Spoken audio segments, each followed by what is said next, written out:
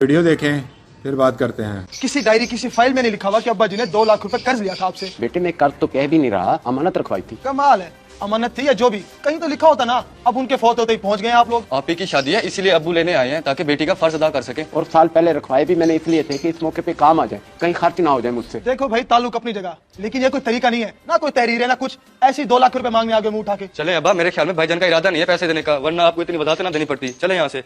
रुक बेटा, कुछ बात तो करने क्या दे। करेंगे, रह गया कुछ। चले। भैया अबू ने बताया था मुझे कि इनकी अमानत पड़ी है। उन दिनों आप दुबई होते थे। चुप, आवाज नहीं तेरी। तू बच्चा, अभी तेरा बोलना नहीं बनता इस मामले में। लेकिन भैया अबू की कब्र। बस बस, मुंह बंद, खामोश। ज्यादा अच्छा लगता है तू। चल जाके अपना काम कर। अंकल जी 2 लाख रुपए बिना सोचे समझे अमानत रखवा दिया आपने। बस बेवकूफी कर बैठे हैं अब्बू, अब इसका कोई हल निकाले भाई। अगले महीने आप ही की शादी है। एहसान होगा बेटा, हमारा ये मामला हल करवा दो। नहीं एहसान की बात नहीं है अंकल जी, मुझे दुख हो रहा है दानिश की सरकत पे। ये भी तो हो सकता है कि वो अपनी जगह ठीक हो, पैसों का सबूत ना हो कोई। दानिश का छोटा भाई गवाह है बेटे, वो उसकी भी नहीं सुन रहा। अच्छा चले, आप फिक्र ना करें, मैं जरा तस्दीक कर लूं अपने तरीके से। अब आपको आने की जरूरत नहीं पड़ेगी, वो खुद पैसे देके जाएगा आपके घर। जज़ाकल्लाह भाई, बड़ी मेहरबानी। चले अब्बू।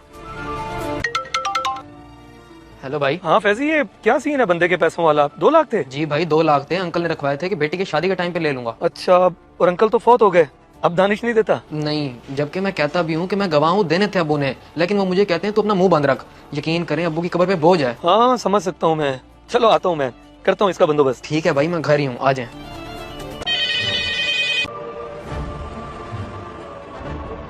हाँ भाई, ना राब्ता किया ना कुछ, आज तो सरप्राइज ही दे दिया तूने आके। राब्ता घरों से किया जाता है भाई, कि मैं आपके घर आ जाऊं, और यहाँ घरों वाली कोई बात नहीं है, अपना घर है ये तो। और अगर तू अपना ना समझे तो वो अलग बात है, क्योंकि तेरे बदलने का पता नहीं चलता मेरे भाई। क्या हो गया भाई, आते गुस्सा करने लग गया तू तो। खैर तो है। कोई दुश्मनी थी क्या तेरी अंकल से?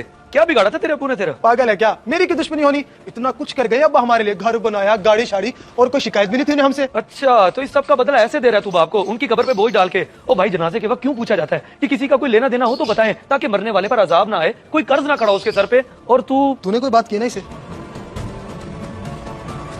यार कहीं पे लिखा हुआ नहीं था, ऐसे कोई भी आके पैसे मांगने लग जाए तो मैं लाखों रुपए देता फिर उन लोगों को। क्या लिखा हुआ ज्यादा जरूरी है या तेरे भाई की गवाही? अफसोस होता है भाई तुझ पे, बहुत अफसोस। अच्छा भाई माफ कर दो, गलती हो गई मुझसे। अब मैं शर्मिंदा हुआ खड़ा हूं, इतना गुस्सा किया उन पे।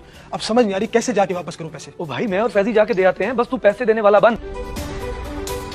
ये ले अंकल जी आपकी अमानत। शुक्रिया बेटा तुम्हारा, बहुत दुआएं निकली हैं दिल से तुम्हारे लिए। बस इन्हीं दुआओं से ही तो इंसान की असल कामयाबी है, जो खुलूस नीयत से दे कोई। बाकी 20,000 ऊपर भी अंकल जी, दानिश ने तोहफे में भिजवाए आपकी बेटी की शादी के लिए। और वो माजरत भी करे थे जो सुबह हुआ। नहीं बेटे, कोई मसला नहीं। जहाँ तल्लुक हो ना, वहाँ बंदा छोटी छोटी बातें भूल जाता है, दिल में नहीं रखता। बेशक अंकल जी, बस औलादों को समझना चाहिए कि वालिदैन के मरने के बाद 1 रुपए का भी बोझ न रहने दें उन पे, ताकि आगे के मामलात में आसानी हो उनके लिए। चल फैजी। इस वीडियो को देखकर आपकी क्या राय है, कमेंट्स बॉक्स में मुझे बताएं। जज़ाकल्लाह।